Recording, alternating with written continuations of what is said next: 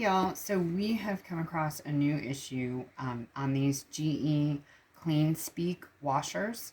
The issue that we found was the start button here will kind of settle in place and it won't push in, it won't come back out.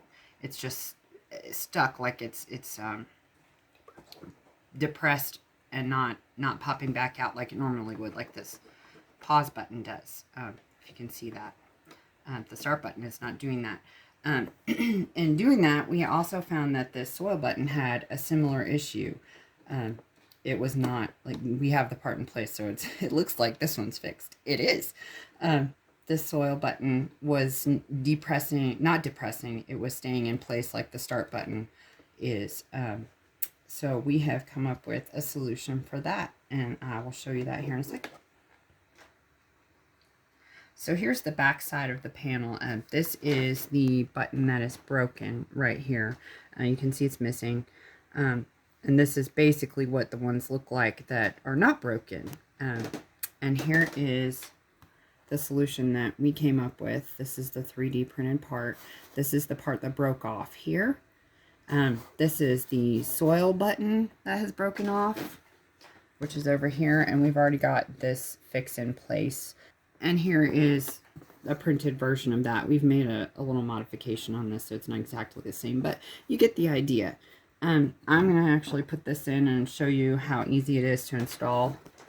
You just put these little edges in underneath this back side, and before you do that, you want to make sure that this ledge is cleaned off. Back here, if there's any piece of this part that's broken off and sticking out, you need to clean that off.